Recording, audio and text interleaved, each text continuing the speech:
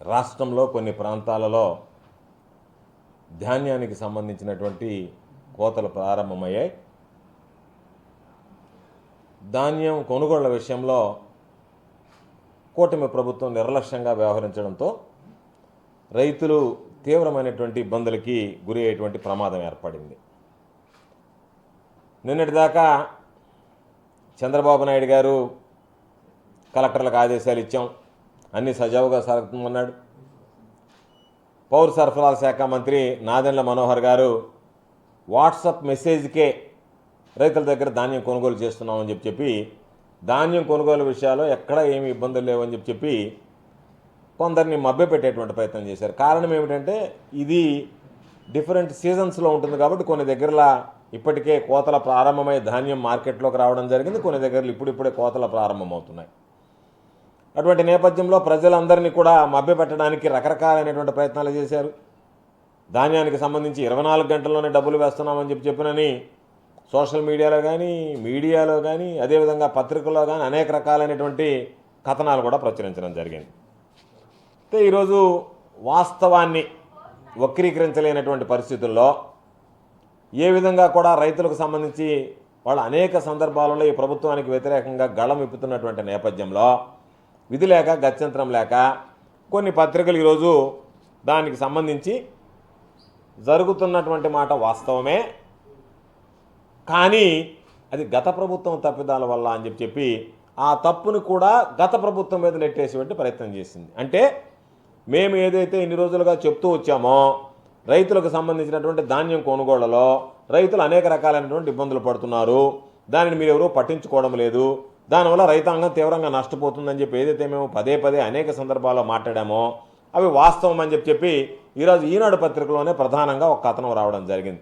రైతులకు సంబంధించినటువంటి విషయాలలో ధాన్యం కొనుగోలులో ఇబ్బందులు ఉన్నాయి, కానీ ఆ ధాన్యం కొనుగోలులో వచ్చేటువంటి ఇబ్బందులన్నీ కూడా గత ప్రభుత్వం తీసుకున్నటువంటి నిర్ణయాల వల్ల. అంటే ఒక విషయం ఒప్పుకున్నారు, మేము చెప్పినట్టుగా ఇప్పటి వరకు చెప్పినటువంటివన్నీ మాటలన్నీ కూడా అబద్ధాలే, అవాస్తవాలే, ధాన్యం కొనుగోలు విషయాల్లో ఇబ్బందులు ఉన్నాయనేటువంటిది ఒకటి ఈరోజు అన్నీ కూడా చెప్పడం జరిగింది. మేము అడిగేది ఈ ప్రభుత్వానికి రైతుల విషయంలో ప్రాధాన్యత లేదు, వ్యవసాయం మీద శ్రద్ధ లేదు.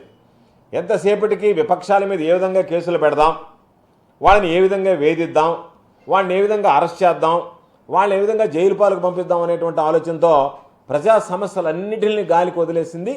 అందులో భాగంగా రైతులకు సంబంధించినటువంటి సమస్యలను కూడా ఏమాత్రం పట్టించుకోకుండా ఉదాసీనంగా గాలికి వదిలేయడం జరిగింది.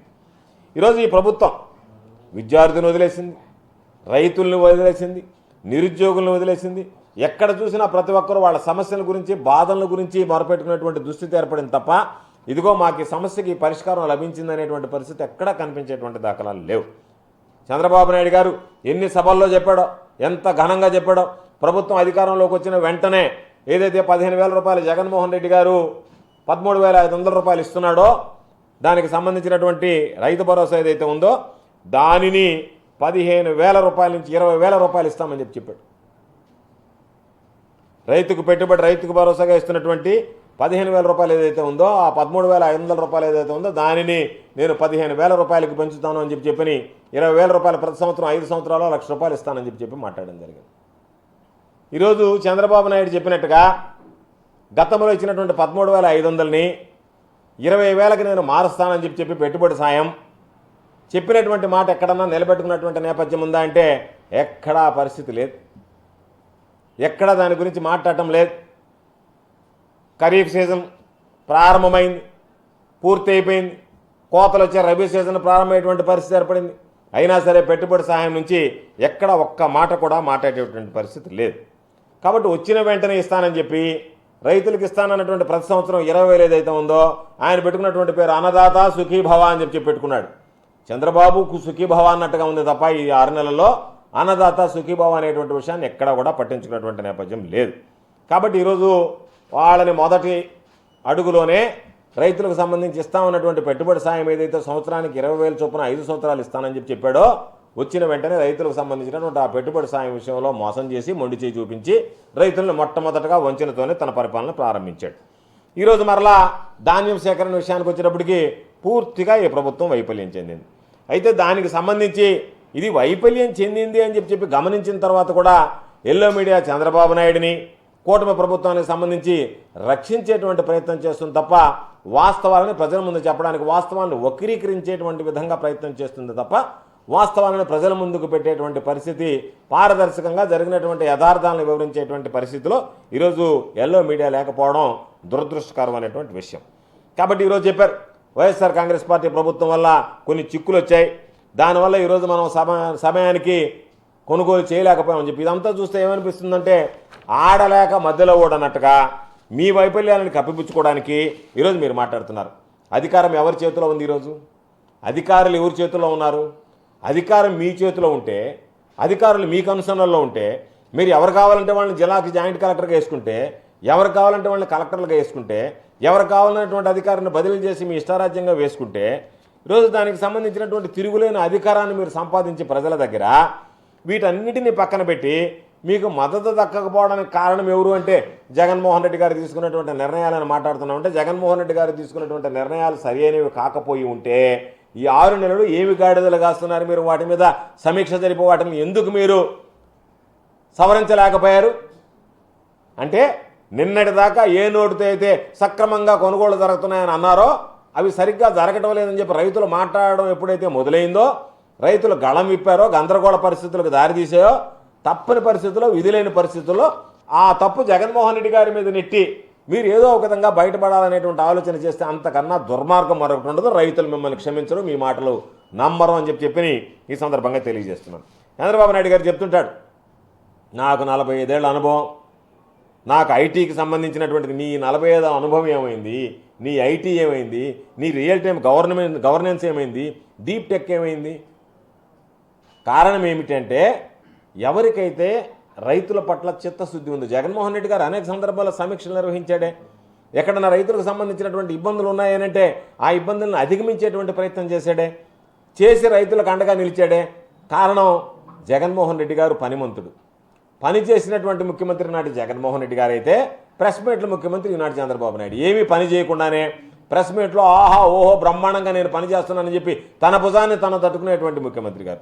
ఆ రోజు ఏదన్నా చిన్న చిన్న విషయాలు వస్తే రైతులకు అన్ని విషయాల్లో, ఇన్పుట్ సబ్సిడీ దగ్గర నుంచి క్రాప్ ఇన్సూరెన్స్ దగ్గర నుంచి ప్రతి విషయంలో కూడా జగన్మోహన్ రెడ్డి గారు అండగా నిలిచాడు. ఈరోజు చంద్రబాబు నాయుడు గారు రైతులను ఏ విధంగా మోసం చేయాలో, వంచాలనేటువంటి ఆలోచన చేస్తున్నాడు తప్ప రైతాంగానికి అండగా నిలవాలనేటువంటి ఆలోచన చేసేటువంటి నేపథ్యం కనిపించడం లేదు. అదేవిధంగా ఎక్కడన్నా చిన్నపాటి సమస్యలు వచ్చినా, వర్షాలు వచ్చినా, వరదలు వచ్చినా రైతులకు సంబంధించి ప్రతి విషయంలో కూడా రైతులను ఆదుకోవాలనేటువంటి ఆలోచన చేసినటువంటి వ్యక్తి జగన్మోహన్ రెడ్డి గారు అయితే చంద్రబాబు నాయుడు గారి పరిపాలనలో రైతులు అధోగతి పాలయ్యేటువంటి పరిస్థితి, ప్రమాదం ఏర్పడింది. కాబట్టి ఈయన చెప్పాడు, నాదెళ్ల మనోహర్ గారు చెప్పారు, సినీ నటుడు పెట్టినటువంటి పార్టీ కదా, ఆ పార్టీలో ఉన్నాడు కదా, అందుకని మీరు ఎవరన్నా హాయ్ అని చెప్పి పంపిస్తే ఆ హాయ్ అని వచ్చిన వెంటనే రైతుల దగ్గర ధాన్యం కొనుగోలు చేస్తానన్నారు.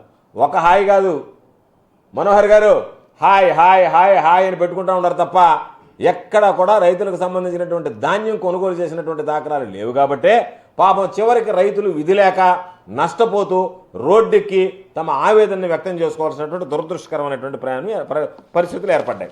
కాబట్టి ఈరోజు జగన్మోహన్ రెడ్డి గారి హయాంలో చేసినట్టుగా మీరు ఊరికే సొల్లు కబుర్లు చెప్పదు, జరగనటువంటి విషయాలు జరిగినట్టుగా మీరు ప్రజలకు చిత్రీకరించేటువంటి ప్రయత్నం చేయదు.